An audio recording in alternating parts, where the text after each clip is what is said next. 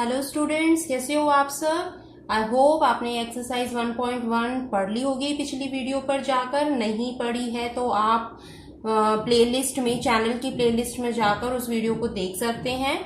तो इससे पहले कि हम एक्सरसाइज 1.2 स्टार्ट करें, जल्दी से पहले चैनल को लाइक शेयर सब्सक्राइब करो करो करो करो। बिल्कुल कर दिया। यस, चलो अब हम बढ़ते हैं एक्सरसाइज 1.2 की तरफ।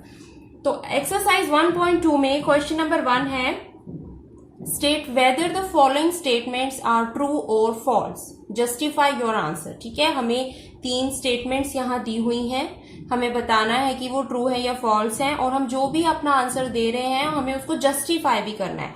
फर्स्ट है, every irrational number is a real number, कि हर इरेशनल नंबर जो है वो एक रियल नंबर होता है। फॉर एग्जाम्पल रियल नंबर हमारे पास क्या होता है, हम पढ़कर आ चुके हैं कि जो नंबर लाइन पर हम जिन नंबर से डील करते हैं वो होते हैं हमारे रियल नंबर्स। तो अब वो पूछ रहे हैं कि क्या हर एक इरेशनल नंबर रियल नंबर होता है। अगर हम कोई भी इरेशनल नंबर पिक करते हैं, सपोज √2 है, क्या ये रियल नंबर है? मैंने √2 लिया है, आप अपनी चॉइस के अकॉर्डिंग कोई भी नंबर पिक कर सकते हैं। ठीक है, तो ये जो √2 है, या √5 ले लें, √7 ले लें, कोई भी नंबर ले लें स्क्वायर रूट के अंदर, वो नंबर लाइन पर फॉल करेगा, नंबर लाइन पे ही वो नंबर होगा, नंबर लाइन से बाहर तो नहीं होगा, और जो नंबर नंबर लाइन पर है वो रियल नंबर है। ठीक है, तो यहां पर स्टेटमेंट क्या हो जाएगी हमारी, ट्रू, और जस्टिफिकेशन क्या हो जाएगी, √2 is an irrational number and it is also a real number। ठीक है, इरेशनल नंबर, क्या हर एक इरेशनल नंबर रियल नंबर होता है? तो आंसर क्या है, जी हाँ, हर एक इरेशनल नंबर रियल नंबर होता है, कि कोई भी इरेशनल नंबर जो है वो हमारी नंबर लाइन पर ही आता है। सेकेंड है, every point on the number line is of the form √m where m is a natural number. अब वो कह रहे हैं कि नंबर लाइन के ऊपर कोई भी पॉइंट हम पिक करें तो क्या वो √m की फॉर्म का होता है, जबकि m जो है वो एक नेचुरल नंबर है। नेचुरल नंबर कौन से होते हैं? हमने एक्सरसाइज फर्स्ट में पढ़ा था 1.1 में कि नेचुरल नंबर जो है, those number starting with 1 2 3 4 5 6 and so on, 1 से जो काउंटिंग स्टार्ट हो रही है वो हमारे नेचुरल नंबर है। लेकिन ये बात किसकी कर रहे हैं कि नंबर लाइन पर अगर हम कोई भी पॉइंट उठाएं, नंबर लाइन हमारी कैसी होती है, उसके तो 3 पार्ट्स होते हैं ना, एक तो 0 होता है, इस तरफ पॉजिटिव नंबर्स होते हैं, इस तरफ नेगेटिव नंबर्स होते हैं। तो नंबर लाइन पर अगर हम कोई भी नंबर उठाएं, अगर हम सपोज ये वाला नंबर उठा लें, -4 उठा लें, तो क्या वो इसी तरीके का होगा? क्या ये पॉसिबल है? बताओ, आपको क्या लगता है? कमेंट सेक्शन में मुझे कमेंट करके बताओ जल्दी से, क्या ये पॉसिबल हो सकता है कि -4 जो है वो √m की फॉर्म का हो जाए? तो बच्चों, ऐसा नहीं हो सकता।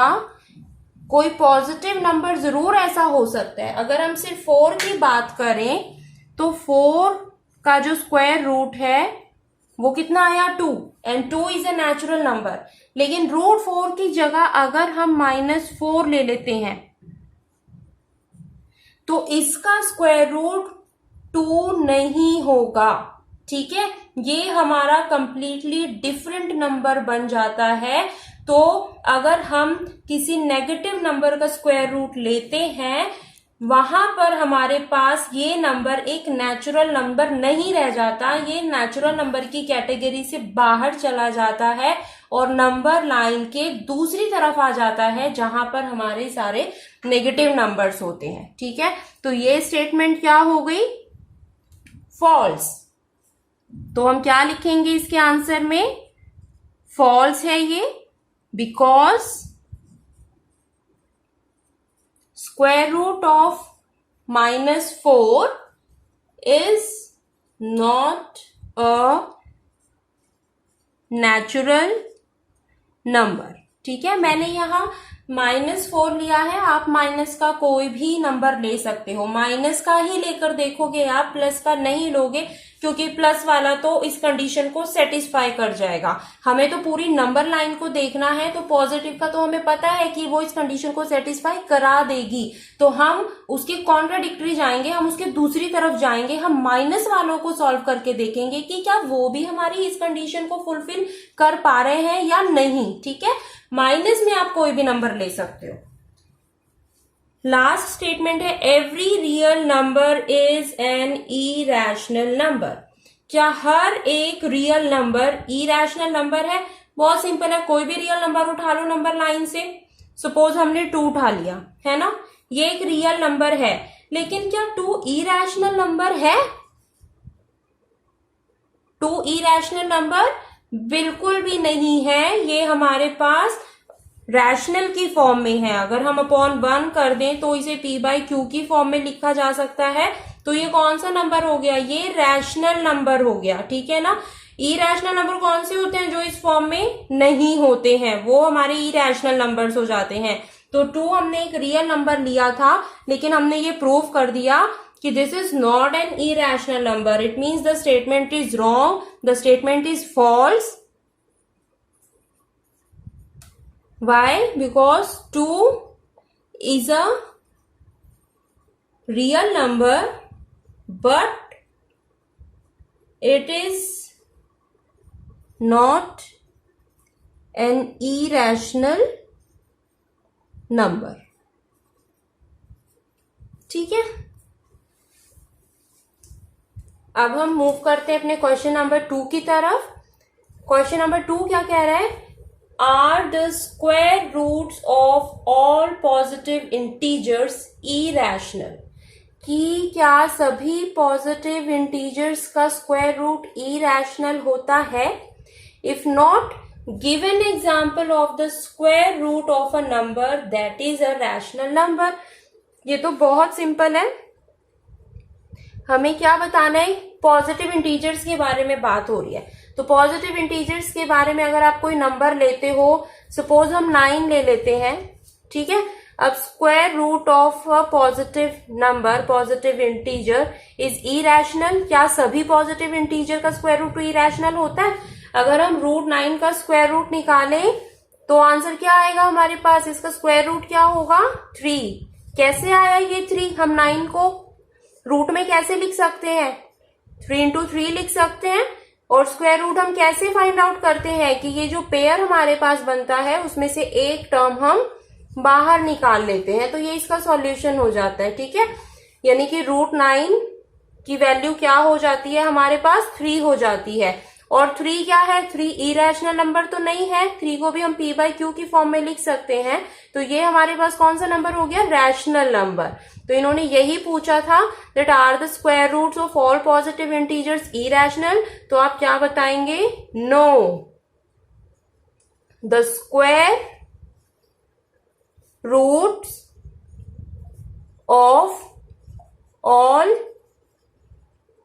Positive integers are not irrational। ठीक है, आगे वो क्या कह रहे हैं? If not, give an example of the square root of a number. तो एग्जाम्पल में क्या आ जाएगा हमारे पास?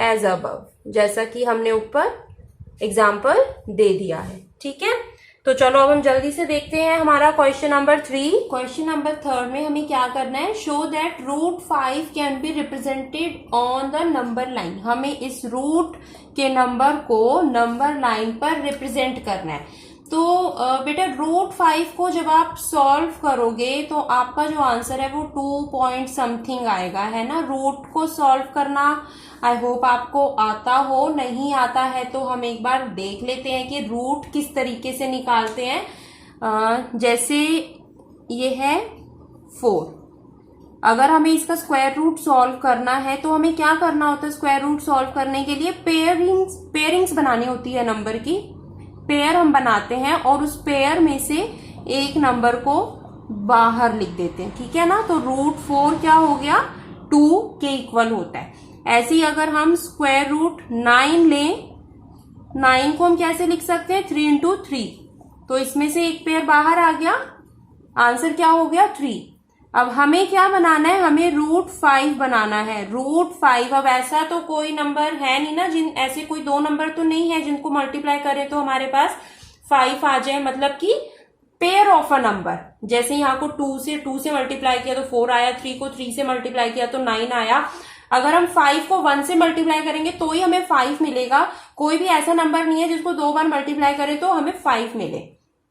तो अब इस 5 को हमें नंबर लाइन पे रिप्रेजेंट कैसे करना है, 5 को हम क्या लिख सकते हैं, ये है 2 का स्क्वायर प्लस 1 का स्क्वायर।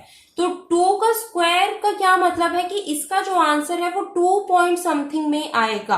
अब नंबर लाइन पे इसे आप कैसे रिप्रेजेंट करोगे, वैसे आपको ये जो क्वेश्चन है यूजिंग पेंसिल एंड कंपास करना है। अभी मैं सिंपल आपको बोर्ड पे करके दिखा रही हूँ। इन केस आपको समझने में प्रॉब्लम है तो आप मुझे कमेंट सेक्शन में बता सकते हैं, फिर मैं आपको नोटबुक पर पेंसिल और कंपास की हेल्प से इसको ड्रॉ करके दिखाऊंगी, ठीक है। तो ये थोड़ा सा बेटा फिगर कॉम्प्लिकेटेड सी लगेगी देखने में, लेकिन सॉल्यूशन वैसे बहुत सिंपल है।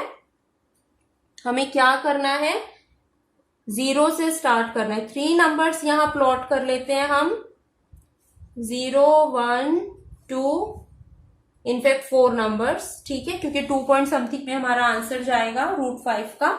अब हमें क्या करना है, ये जो 0 से लेकर 1 तक की लाइन है इसके ऊपर आप 90 डिग्री का एंगल ड्रॉ करोगे, इसको एज सेंटर लेकर, ठीक है ना। आपके पास कंपास होगा, कंपास को आप यहां रखोगे और पेंसिल को इस तरीके से आप ड्रॉ करोगे। तो ये हम एक आर्क बना देते हैं ना 90 डिग्री का एंगल बनाने के लिए। फिर यहां रखकर कंपास को यहां एक आर्क लगाते हैं और फिर यहां रखकर कंपास को यहां एक आर्क लगाते हैं। फिर इन दोनों की हेल्प से एक बार कंपास को यहां रखते हैं और यहां आर्क लगाएंगे, एक बार कंपास को यहां रखते हैं तो यहां आर्क लगाएंगे। मीन टाइम में आपको याद रखना है कि आपको कंपास को चेंज नहीं करना है। एक बार कंपास और पेंसिल का डिस्टेंस जो आप ले लोगे वो उतना ही रहना चाहिए, वो चेंज नहीं होना चाहिए, अदरवाइज आपकी मेजरमेंट्स गलत हो जाएंगी और आपका क्वेश्चन भी सारा रॉन्ग ही ड्रॉ होगा, आप राइटली उसको नहीं कर पाओगे, ठीक है। तो ये हमारा 90 डिग्री का एंगल बन गया। अब ये जितना है हमारे पास 1 सेंटीमीटर, इतना ही 1 सेंटीमीटर हम इसको ले लेंगे, ठीक है। ये मैं आइडिया से मेजर कर रही हूं, आप इसको प्रॉपर स्केल से मेजर करके कंपास के पॉइंट को यहां रखकर पेंसिल से यहां कट लगा दोगे, ठीक है। और फिर इन दोनों को ज्वाइन करोगे। तो ये जो आपके पास फर्स्ट लाइन आई है ना, ये है √2। अब ऐसे ही आप क्या करोगे, √3 ड्रॉ करोगे। √3 कैसे ड्रॉ होगा, अब आप इसे अपना सेंटर मानोगे और इस लाइन के ऊपर अपना 90 डिग्री ड्रॉ करोगे। कैसे, ऐसे ही कंपास को यहां रखोगे और पेंसिल को ऐसे मूव करवाओगे तो ये आपकी आर्क ड्रॉ हो जाएगी। देन यहां पे कंपास का पॉइंट रखा और यहां पे आर्क लगवाई, ऐसे यहां पे आर्क लगवाई। देन यहां पर कंपास के पॉइंट को रख के यहां आपकी आर्क आई और यहां कंपास का पॉइंट रखने के बाद यहां आपकी आर्क आई, ठीक है। तो ऐसा ही आपके पास एक 90 डिग्री का एंगल यहां पे ड्रॉ हो गया। ये √2 है, इसको अगेन आप √1 कट कर दोगे, मेजर करके स्केल से कंपास को यहां रखकर √1 मेजरमेंट यहां पे आप कट कर दोगे, ठीक है। और फिर इसको ज्वाइन कर दोगे। तो ये आपके पास जो नेक्स्ट लाइन आई है वो आई है √3 की। अब हमें कहां जाना है, हमें तो √5 पर जाना है। तो अभी हमें एक पड़ाव और पार करना है, √2 ड्रॉ कर लिया, √3 ड्रॉ कर लिया। अब ऐसे ही इस लाइन के ऊपर आप 90 डिग्री का एंगल ड्रॉ करके फिर से 90 डिग्री ड्रॉ करके यहां पे क्या करोगे, ज्वाइन कर दोगे 90 डिग्री आपको एग्जैक्टली वैसे ही ड्रॉ करना है जैसे हमने ये नीचे वाले एंगल्स ड्रॉ करे हैं, ठीक है ना। यहाँ पे एज सेंटर रख के कभी भी ऐसा नहीं करोगे आपकी पहले स्ट्रेट लाइन कर दी आपने ड्रॉ, बाद में सारे आर्क एडजस्ट कर दिए। मैंने देखा है कि बहुत से बच्चे ऐसे करते हैं, लेकिन बेटा ऐसे नहीं करना है। जब आप कंपास की हेल्प से इसे सेंटर मानकर आर्क लगाओगे ना, ऑटोमेटिकली ये 90 डिग्री का एंगल आपके पास आ जाता है, आपको कोई प्रॉब्लम नहीं होती है, ठीक है। तो पहले लाइन ड्रॉ करके बाद में आर्क के मार्क नहीं लगाने हैं, पहले आर्क लगानी है और उसके बाद वो स्ट्रेट लाइन ड्रॉ करनी है। तो ये जो अब हमारी नेक्स्ट लाइन आई है वो है √4 लास्ट। अब जब आप इसके ऊपर फिर से 90 डिग्री का एंगल ड्रॉ करोगे वो हमें देगा √5, ठीक है। ये याद रखना है कि ये जो हम लाइन की मेजरमेंट ले रहे हैं ये सब में क्या है, 1 सेंटीमीटर, ये भी 1 सेंटीमीटर, ये भी 1 और ये भी 1। और ये सारे एंगल्स कौन से हैं, ये है 90 डिग्री के एंगल्स, है ना। कंस्ट्रक्शन में पढ़ चुके हो ना पहले प्रीवियस क्लासेस में कि 90 डिग्री, 30 डिग्री, 60 डिग्री, ये सारे एंगल्स हमें कैसे कंपास से ड्रॉ करने होते हैं। अगर आपने उस टाइम नहीं ध्यान से पढ़ा है तो मुझे कमेंट सेक्शन में कमेंट करके आप बता सकते हो, हम अपनी वीडियोस में उनको कवर करेंगे ताकि आपको ये क्वेश्चन करने में कोई प्रॉब्लम ना आए। एनसीईआरटी में सिर्फ एक ही पार्ट गिवन है अनसॉल्व में, √5 वाला। हो सकता है एग्जाम में आपको √2 करने के लिए आ जाए, √3 आ जाए, √4 आ जाए, बट जो भी आपके पास आएगा, जितना बाद के नंबर पे आप जाओगे उससे पहले के आपको सारे रूट वाले नंबर ड्रॉ करने पड़ेंगे, इसलिए इसकी प्रैक्टिस अच्छे से कर लेना, ठीक है। तो अब ये √5 का हमें पॉइंट मिल गया है, लेकिन हमें रिप्रेजेंट कैसे करना है, नंबर लाइन के ऊपर इसे प्लॉट करना है। तो नंबर लाइन पे कैसे होगा ये प्लॉट, आपको क्या करना है, जो कंपास आपने ली है, ठीक है, यहां पर इस मेजरमेंट की ओपन करके यहां से आपको कट लगाना है, ठीक है, पेंसिल से। तो ये वाला कट इस लाइन को जहां पे कट करेगा नंबर लाइन को, वो आपका रिक्वायर्ड पॉइंट हो जाएगा।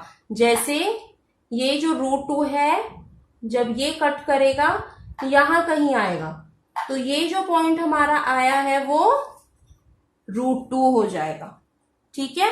ऐसे ही √3 भी होगा, इसकी वैल्यू 1.732 होती है ना, तो वो 2 से थोड़ा सा पीछे रह जाएगा, ये है √3। ऐसे ही कंपास को पूरा यहां ओपन करके जब इस तरीके से आप लाओगे तो ये कहाँ एंड अप होगा, 2 पे जाके। आप इसे कर देखना प्रैक्टिकली, आपको पता चलेगा कि वो नंबर्स एग्जैक्टली वहीं पर आ रहे हैं जो उनकी स्क्वायर रूट की वैल्यू होती है। और ऐसे ही √5 एग्जैक्टली कंपास को यहां रखकर ओपन करके जब आप कट लगाओगे तो वो वहीं आएगा जहां √5 की वैल्यू होनी चाहिए, ठीक है। तो फिगर देखने में भयानक जरूर लग रही है, कॉम्प्लिकेटेड लग रही है, मुझे पता है, लेकिन जब ड्रॉ करोगे तो वो कॉम्प्लिकेटेड नहीं लगेगी, ठीक है। अगर 90 डिग्री आपको ड्रॉ करने में प्रॉब्लम आ रही है तो मुझे कमेंट सेक्शन में कमेंट करके जरूर बताना है आपको, फिर हम नोटबुक में प्रैक्टिस करेंगे इसकी with compass, scale and pencil, ठीक है। तो आज के लिए इतना ही, अच्छे से अपनी स्टडी कीजिए, प्रैक्टिस कंटिन्यूटी में चालू रखिए। कोरोना चल रहा है, कहीं जा तो नहीं सकते, लेकिन हाँ इन वीडियोस के थ्रू आप घर पे ही प्रिपेयर जरूर कर सकते हैं और अपने आप को अपडेट रख सकते हैं, अपनी नॉलेज जरूर बढ़ा सकते हैं। तो अभी के लिए इतना ही, नेक्स्ट क्लास में हम मिलेंगे एक्सरसाइज 1.3 में। तब तक के लिए बाय एंड कीप स्टडिंग।